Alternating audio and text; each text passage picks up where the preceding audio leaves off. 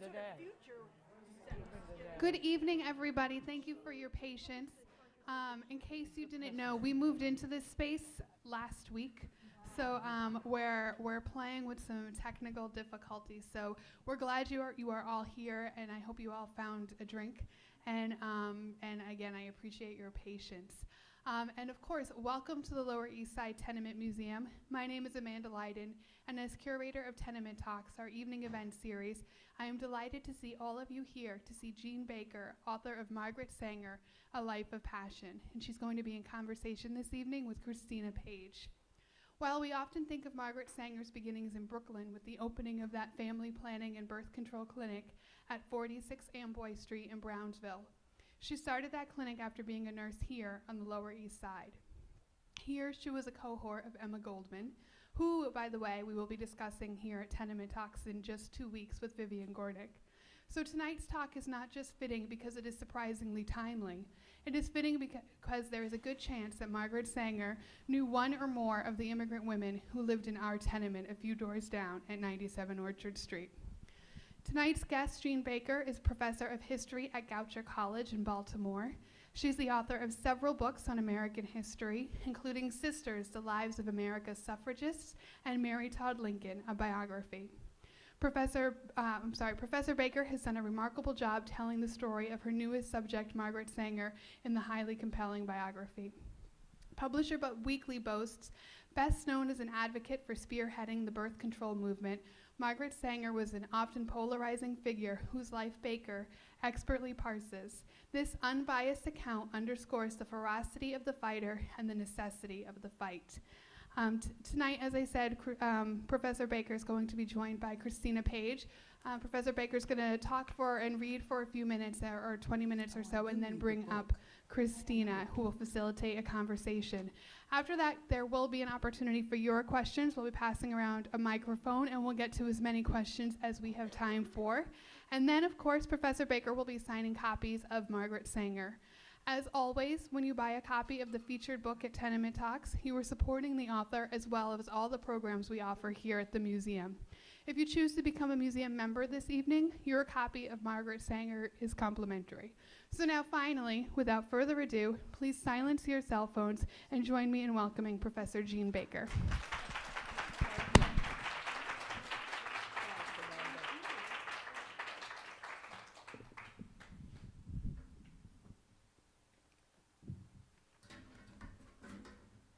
I want to begin with a story about Margaret Sanger.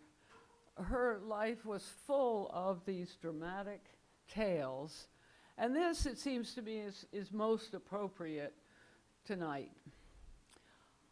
On a summer evening in 1912, a century ago next summer, a young nurse, and I'm sure you know who that young nurse was, received a telephone call. Here immediately we see the influence of new technology, which I'm aware of tonight, and urging her to come quickly to the Lower East Side where Sadie Sachs was hemorrhaging from a botched abortion. So Margaret Sanger left her family, taking a small black bag, that symbol that nurses had during this period, and hurried to the crowded tenement rooms of Sadie and Jake Sachs. And once Sadie's hemorrhage had been stopped, she asked the doctor who was there what she could do to not have any more children. She was 28 years old, and she already had 3 children, and her husband did not make enough money to support them. The doctor, in that indifferent way of physicians during this period, and you should be aware that most doctors opposed any kind of contraception, said, "Tell Jake to sleep on the roof." Months later, Margaret Sanger was called back to the Sachs apartment. This time, now pregnant with her 4th child, she had gone again to one of the back alley abortionists in an era, as we all remember, when abortion was illegal and dangerous. Now she had septicemia, a staphylococci infection in her vagina, and in a few hours she was dead. This event, as told and retold by Margaret Sanger, was the transforming event in her life and the founding moment of what became one of the most successful, indeed, after writing this biography, I would say the most successful advocacy in American history. Let me quote from her autobiography about this epiphany that she had. When I finally arrived home, I looked out my window on the dimly, see, technology really does. Okay. When I finally arrived home, I looked out my window on the dimly lighted city. Its pains, its grief crowded in on me. Women writhing in travail to bring forth little babies, themselves naked and hungry and wrapped in newspapers to keep them from the cold, and coffins. The sun came up and threw its reflection over the housetops.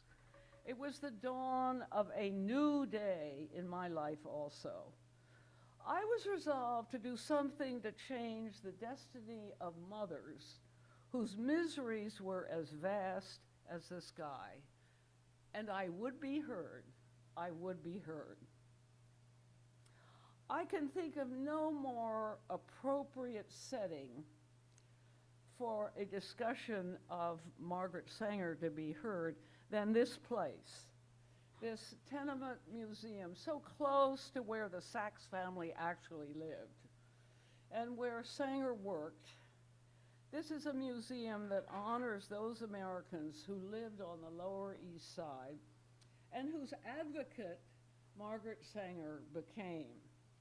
So thanks to all of the Tenement Museum staff, and especially Amanda, for making this occasion possible. And thanks to all of you for coming. I do believe that there's a Goucher group here. Will you say hooray, go for, good.